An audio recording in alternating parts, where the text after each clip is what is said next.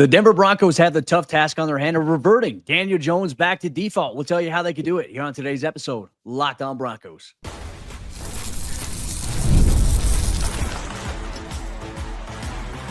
You are Locked On Broncos, your daily Denver Broncos podcast. Part of the Locked On Podcast Network, your team every day. The Denver Broncos are bracing for Sunday's game against the Indianapolis Colts, and they'll have to try to find a way to revert Daniel Jones back to the default guy he was with the New York Giants. Welcome to a brand new episode of Locked On Broncos, your daily Denver Broncos podcast, part of the Locked On Podcast Network, where you know Broncos Country, it's your team every day. A special shout out to all the everydayers out there. Thanks for making us your first listen, however you choose to do so.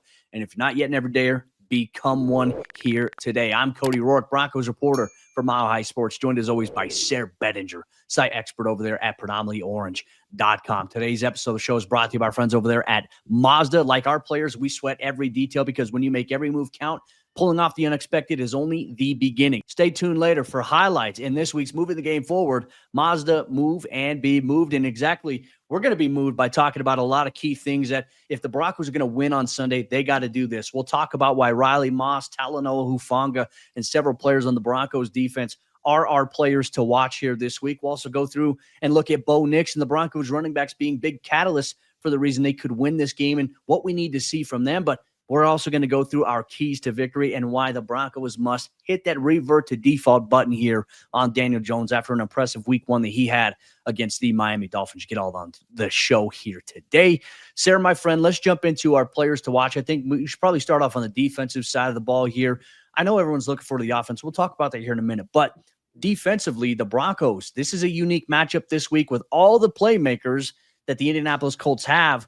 Who are your players that you have your eye on here in Sunday's game? Let's start off with a guy who was just an honorable mention player to watch last year. Strnad, the linebacker, had 5 tackles against the Tennessee Titans, a pair of quarterback hits, a sack, a tackle for loss, a partridge in a pear tree. Cody, Strnad filled in very well for Dre Greenlaw, who, although there was optimism maybe early in the week based on what Sean Payton had said at his Monday media availability, it doesn't seem like we're going to see Dre Greenlaw quite yet. So another healthy dose, most likely, of Strnad here in week 2. Feel like he showed his playmaking ability big time. Jahdae Barron had the fumble recovery at the end of the game, showed some really good stuff, and we were able to go watch and dissect the film of this game.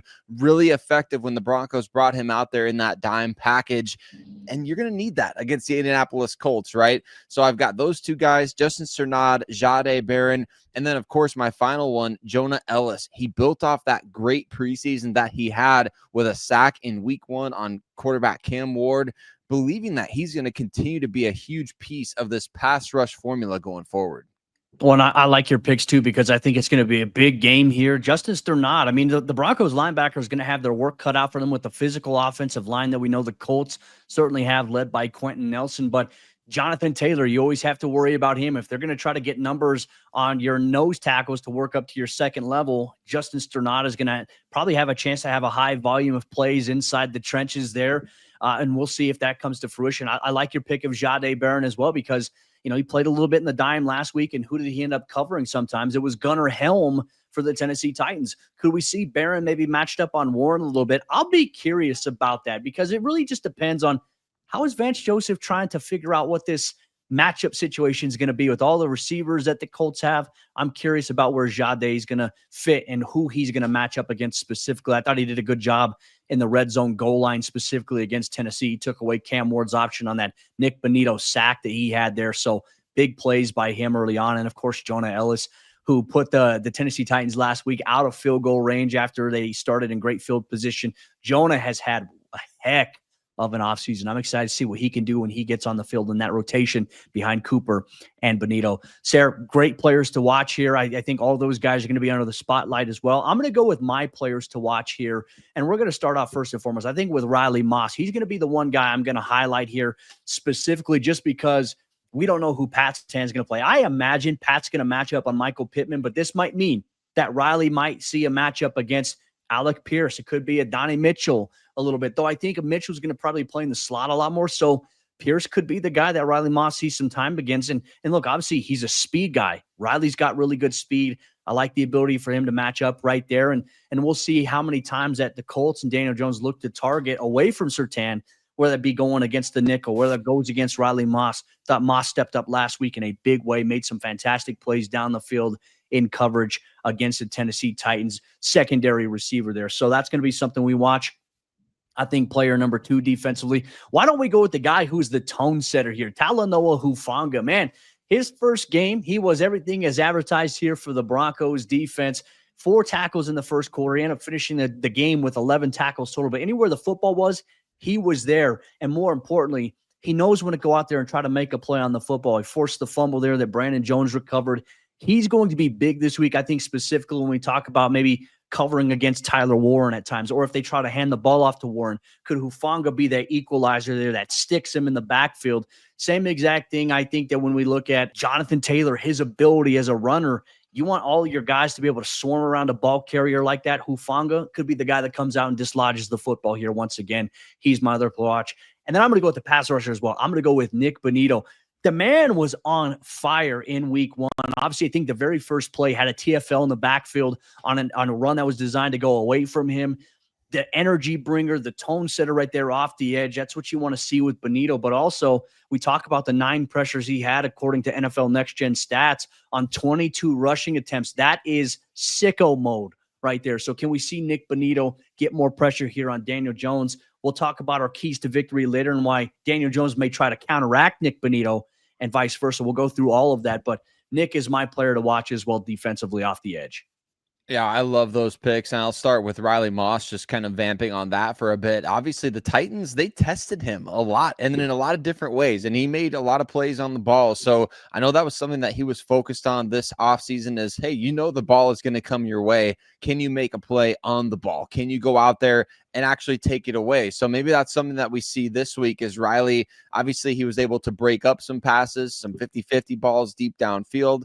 He maybe could take one away this week. I'll be looking forward to that. And then, of course, Nik Bonitto, how do you build on a performance in which you were just absolutely dominant, right? I mean, nobody could block him. And that's exactly what you want to continue to see going forward. But has it set an unrealistic standard in a way for what Bonitto is capable of doing? I hope that we can see him go out there. I mean, the production, freakish. Obviously, 3 quarterback hits, led the team. A pair of tackles for loss, led the team. Had the sack, he did everything. So can you do that type of thing again? And then obviously Hufanga, like you said, the tone setter, always around the football. He's going to be instrumental, Cody, if the Broncos do want to go to those dime looks, being able to defend against the run, because obviously if you are in the dime, you only got one linebacker out there on the field. So Hufanga kind of almost, and Brandon Jones as well, kind of have to serve as those other guys that can come up and be physical in run support when you do go to those dime looks.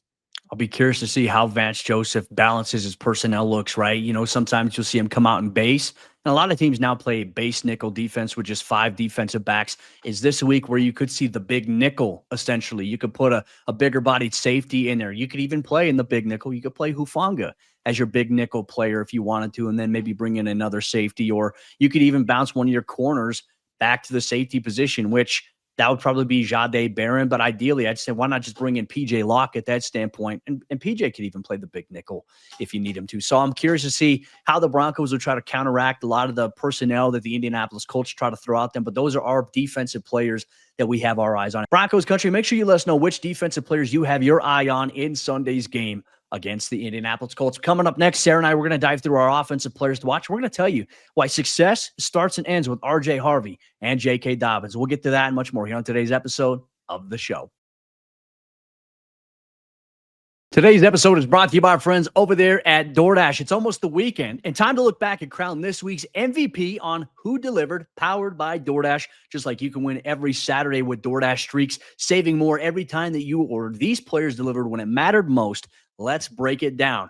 For the Denver Broncos, RJ Harvey delivered in a big way in Sunday's Week 1 win against the Tennessee Titans. His 50-yard run helped wear down the Titans' defense, and it gashed them when they had a 1-point lead in the fourth quarter, and it allowed J.K. Dobbins to rattle off a 19-yard touchdown that would help the Broncos secure the victory. RJ Harvey, he came through, no hesitation, no delay. And if you've been watching week after week, this performance wasn't a fluke. RJ Harvey is now on a streak. Can he keep that going against the Colts? And just like RJ Harvey delivered for the Broncos, DoorDash delivers your Saturdays with DoorDash Streaks. You save every Saturday you order. Stack it up all season long, and you could save up to $250, including $100 in DoorDash credits. Order this Saturday. Keep the streak alive. Fuel your game day only with DoorDash. Terms apply. Promo period through November 18th. Today's show is also brought to you by our friends over there at FanDuel, America's #1 sportsbook. With week 2 of the NFL action here, FanDuel was the perfect place to get in on the action because our good friends over there at FanDuel want to make sure that you're ready for kickoff with a can't-miss offer. Right now, new customers can bet just $5, and if your bet wins, you'll get $300 in bonus bets to use all across the app. The Broncos right now going into Sunday's matchup against the Colts are 2.5-point road favorites here, and if you believe that the Broncos are going to win outright, you can place your first $5 bet on the money line, and if your bet wins, you'll get $300 in bonus bets that you can use all across the app. So, are you ready to play? Download the FanDuel app right now by visiting FanDuel.com to get started. That's FanDuel.com to place your first $5 bet. If the Denver Broncos are going to go into Indianapolis and get a win here in week 2, we're going to be focused on Bo Nix and the running backs offensively. Broncos Country, we're breaking down offensive players to watch in week 2 as the Broncos take on the Indianapolis Colts. But quickly want to say thank you to all of you everyday listeners of the show. We appreciate you for making us part of your day, however you choose to do so. If you haven't already, hit subscribe wherever you listen, as well as on YouTube. Cody, let's talk about your offensive players to watch here. I think you and I are kind of in agreement. After what we saw late last week against the Tennessee Titans, really want to see an emphasis on the running game. I know Sean Payton said as well early in his press conferences this week, man, he's got to be better about calling those running plays early on and getting these guys involved. So you and I do have a bit of a theme here in terms of our players to watch, but let's start off offensively for you. I know you teased it. Why is RJ Harvey kind of at the top of your list here of guys to watch in week 2? Yeah, you mentioned it. The run game is crucial here. And for RJ Harvey, man, he was the accelerator, the energizer bunny in that fourth quarter. His 50-yard run gave the Broncos offense life that they desperately needed in what was a one-point game at that point. The Broncos had a 1-point lead before, obviously, that 50-yard run, then followed up by J.K. Dobbins' 19-yard touchdown run. RJ was the benefactor of it. Now, look, I think so much of the conversation this season and the offseason has been about the Broncos' outside zone scheme, and I think we also should clarify this to Broncos fans, is that you may come into a game saying, hey, the outside zone stuff isn't going to work against a specific team. But for Sean Payton, he'll run outside zone, he'll run inside zone. And the difference between that, I mean, when you talk about a zone blocking scheme, it's all about getting to a specific spot, right? It's ideally and hoping that your running back can see and make a cut, right? But it's the offensive line. You got to get to a landmark. You got to stay and sustain a block. You got to look for your running back to find the hole and to hit it there. That's the difference between zone, whereas a gap scheme is more so, hey, we want to run it in the A gap. That's our spot. We're going to the A gap. We're going to the B gap. We're going to get to the outside. So the Broncos, they involve a lot of that outside zone, inside zone. I think maybe this week we could see a little more gap where it's just RJ Harvey, A gap. We're going to open it up for you, and we're going to try to get to the second level, get downhill, get 5 or 6 yards if you can. The Broncos had some runs like that. RJ is going to be a very big part of that this week here, Sayre. My second player to watch here, I'm going to stick with Troy Franklin for the second week in a row. Last week, he had 6 targets overall for the Broncos, and I felt like he did a really good job here of catching passes underneath. You know, the Broncos did some boot action stuff to him, but his yard after the catch ability was something that we saw in week 1. We didn't necessarily see the downfield stuff. Maybe that opens up a little bit this week, but I would expect a little bit more bread and butter because of what the Colts play defensively. We'll dive into the data on that. I think this could be a big week here for Troy Franklin once again, where we could see a high volume of targets for him. But I think effectiveness is what we're going to see. Troy is going to be a guy I think that Bo goes to quite a bit this week here. And then my third player to watch, Evan Ingram, obviously has made it through the week of practice with the calf injury. It was, I think, a little bit more of a bone bruise than it was anything muscular. So that's obviously good news. Was moving around great in Thursday's practice. Broncos practice here on Friday, and he's expected to be a full participant for the second consecutive day. He should not be limited. I would love to see the Broncos and Sean Payton go to him a little bit more. Last week, we saw him, they went to him a couple of times, but there wasn't a large volume. There wasn't this emphasis of, hey, we brought in Evan Ingram. Let's get him the football. I want to see that this week against the Indianapolis Colts. He's your joker. Find a way to use him, because the other team that has a joker in the Colts, they're going to find a way to get Tyler Warren the football. I mean, he had a large volume of targets there in week 1. Do the same thing here with Evan Ingram. Well, numbers help paint the story there a little bit, right? Tyler Warren had 9 targets and a rushing attempt for the Colts in week 1. Evan Ingram had 4 targets. So the Broncos obviously have to get him more involved. And to even paint that picture further, Sayre Bedinger had 6 targets compared to Evan Ingram's 4. Wild. So you've got to make sure that, yeah, Evan is the one that's getting the priority there. I mean, I know that they tried to get him the ball a couple of times and, manufacture those touches. One of those plays was nearly picked off by Amani Hooker, who, in case anybody's thinking the Titans don't have good players defensively, I believe he just got a big-time contract extension to stick around there as well, right after that game, incidentally. So Broncos do need to get Evan Ingram more involved. I love your picks there, Cody. I think Troy Franklin. Let's see how Sean Payton does in terms of setting up the Colts with what he did last week. Now, you've given some looks on tape. How are you going to go ahead now and exploit maybe what they think is coming by giving them something completely different? Like you mentioned, the downfield looks for Troy Franklin, and then the running backs. That's where I want to start off as well. I love your selection of RJ Harvey. I went with J.K. Dobbins as one of my top players to watch as well. The Broncos last week, their running backs, the 2 new guys, you overhaul the position. They had 87 yards after contact, according to Pro Football Reference last week, and that is awesome. That's exactly what we want to see. I know 50 plus came from RJ Harvey. He had a big run in which he was contacted before he broke free there. So a big chunk of that did come on one run, but we also saw yards after contact from J.K. Dobbins on his touchdown run and 19 yards out. So you need that from these guys. And you want to see, like I saw the cameras. I don't know if you saw this during the game or the replay, Cody, but you see J.K. Dobbins doing the old Ezekiel Elliott, like feed me sort of thing during the game. These guys are confident, and they want to be the ones that dictate the pace of the game. 151 rushing yards from this team last week. Let's see if they can even improve on that. My number 2 player to watch, and I guess this is the number 1 player to watch offensively every week, but we won't mention him every week, is Bo Nix. Obviously, 3 turnovers last week. The pair of interceptions, there's dirty hands on every interception, right? But last year against the Colts, like we've mentioned a number of times, he also had 3 interceptions last year, and it was not a great showing for him against this Colts defense. I realize there's new personnel. It's Lou Anarumo calling plays as opposed to Gus Bradley. I think obviously it's different, and it's different personnel, different environment, but Bo has to be better about taking care of the ball and taking what the defense gives him. I love his confidence. He said, like Talanoa Hufanga was wearing the Bo Nix t-shirt, right? He's like, I would have probably not worn that shirt after the game that I had. He's aware of what's going on. It's not like he's being flippant or apathetic towards his performance. He understands he has to be better. I think he will be.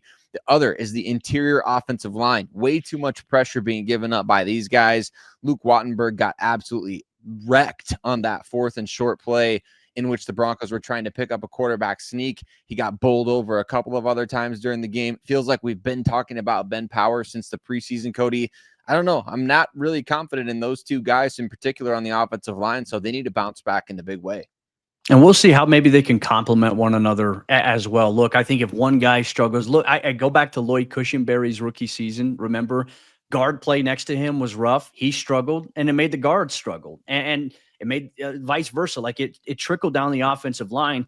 I haven't been worried about Quinn or Mike McGlinchey or Garrett Bowles, but you could definitely say the left side interior has been a target spot for opposing defenses dating back to what we've seen in the NFL preseason, what we've seen so far here in week 1. You look at the personnel, DeForest Buckner, he's obviously going to be a guy you have to watch out for. Samson Ebukam as well, who had 3 quarterback hits last week for the Colts defense and a sack. And you got Zaire Franklin at inside linebacker. The guy is an absolute missile. He's very athletic. You got guys like Kenny Moore, like they'll bring some safeties here. The offensive line, I think just the communication is going to be part of it. And I think as well, we saw some play clock issues for the Broncos where they're not getting the snap off till 1 second. Sayre, the defense is looking directly behind the QB. They see the play clock right behind them too. So when they see it at 1, it helps them time their snaps. So can the Broncos get up to the line of scrimmage? And with these guys, the interior O-line, the J.K. Dobbins, RJ Harveys, the Bo Nixes, can they get the play off where it's like 10 seconds or 13 seconds instead of it being final second, boom, because then it makes it easier for the defense. I think that'll be a very big key here if the Broncos hope to have success offensively here this week. There is a sense of urgency. I'll say the energy at practice has been good this week. They've been locked in on that side of the ball. And the challenge that the Colts defense is going to present to them is something that they have struggled with early on here through week 1 of the NFL season. We're going to go through our keys to victory and how the Broncos can get Daniel Jones to revert back to the New York Giants version of himself. You'll get that and more here on today's episode of the show. This episode of Locked On Broncos is brought to you by Mazda's moving the game forward. For those who believe it's not just about playing the game, it's about redefining it. There are moments that do more than put points on the board. They move crowds, move culture, and keep moving the game forward. This week's moment that moved the game forward was Nik Bonitto coming up big for the Denver Broncos. 9 pressures on 22 quarterback rushes, a sack.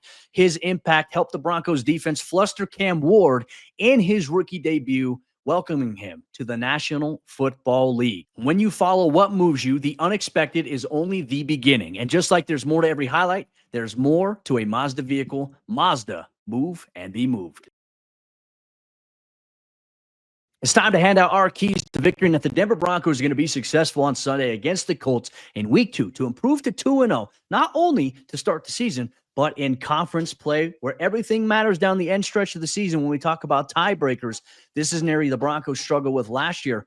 Can this be a benefit for them this year? Well, a 2-0 start would certainly be just that. Thanks to all the everydayers, first listeners in Broncos Country, once again, for making us a big part of your day every single day. Sayre, let's get into our keys to victory here. Let's start off with your side of the ball. If the Broncos are going to leave Lucas Oil Stadium with a victory, what is it that they have to do?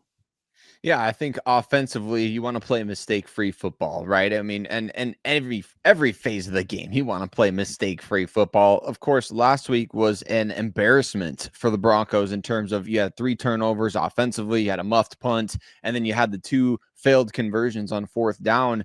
I mean, it just simply doesn't lend itself towards any sort of long-term success. That's why I think a lot of fans this week are concerned about the long-term outlook for the team, is because they did effectively turn the ball over 6 times. I mean, I know there weren't 6 giveaways, but 6 turnovers, if you know, and then also obviously the situation before halftime.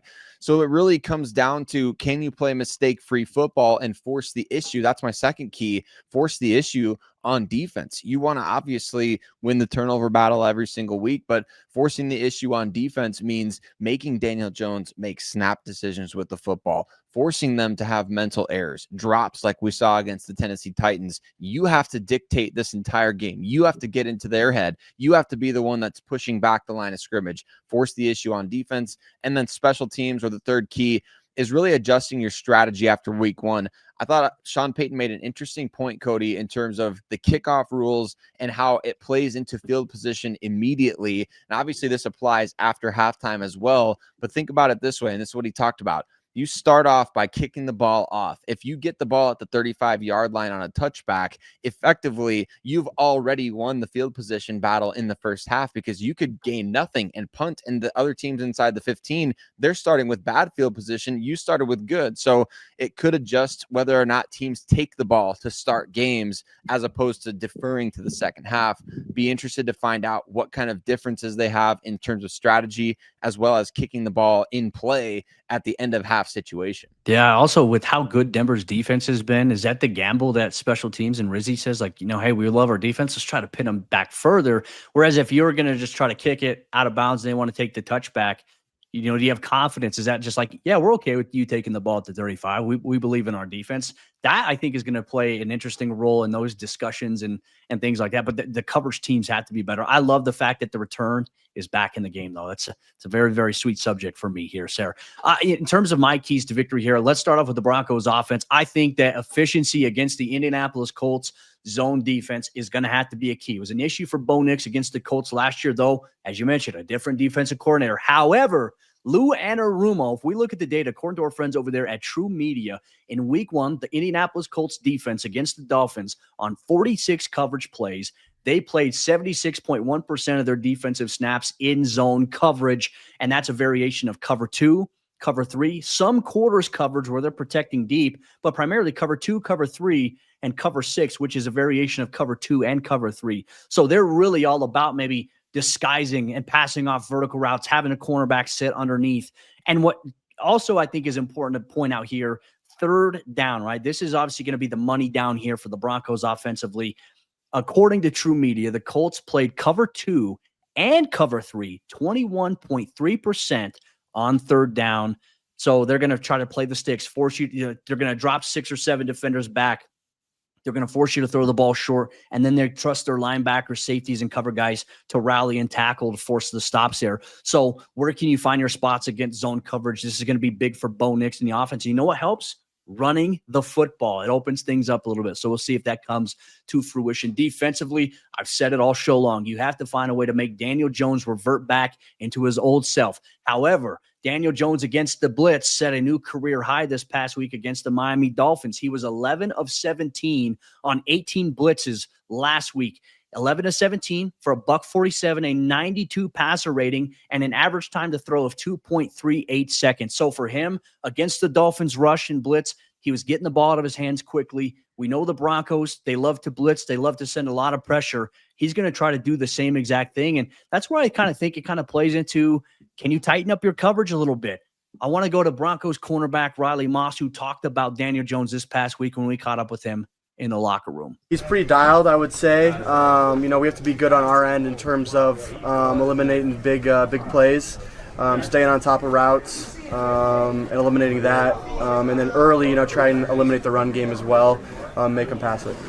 That's going to be a big key here, Sayre, for the Broncos defensively this week. And it kind of plays into their hands a little bit. They want to dictate what Daniel Jones and the offense does. You don't want Daniel Jones and them to dictate it as well. We know the Broncos, they had a little bit of a struggle last year. They were almost a Jonathan Taylor fumble away from being down 3 possessions there late in the third quarter.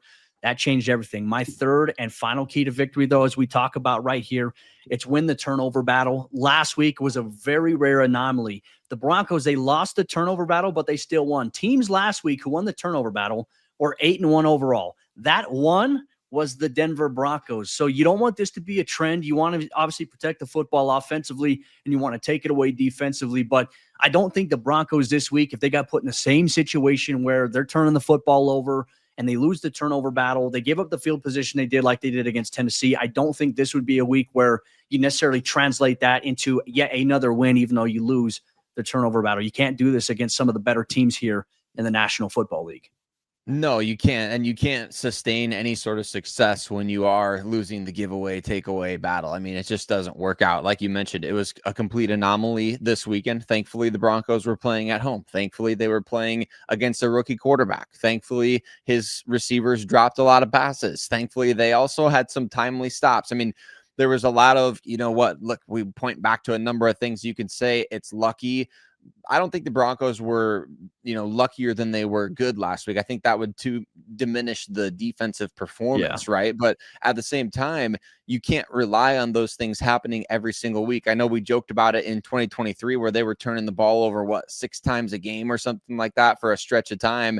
And we kept on saying week after week, hey, eventually that's not going to happen. You're going to have to win a game some other way. And eventually it did. And it cost them the playoffs that year. So when you're talking about this team sustaining success going forward, those 6 giveaways by the offense / muffed punt, and then the 7th where you're gifting 3 points before the half, that kind of stuff is not sustainable. So they know that. That's why we say they have to play mistake-free football and force the issue against Daniel Jones, who, Cody, he came into the league in 2019, first-round pick of the Giants.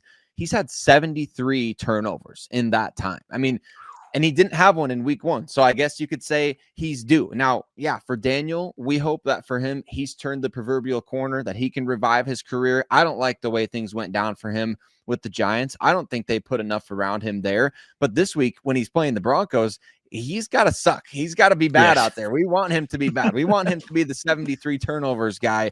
If you go throughout the course of the season and you lose to Daniel Jones, what does that say about you? You lost to Daniel Jones. I mean, no offense to the guy. I do hope he's turned the corner. I hope he can have a Sam Darnold-like resurgence, make a bunch of money this offseason. But against the Broncos, he's got to look like the guy that we've seen for the last 6 years.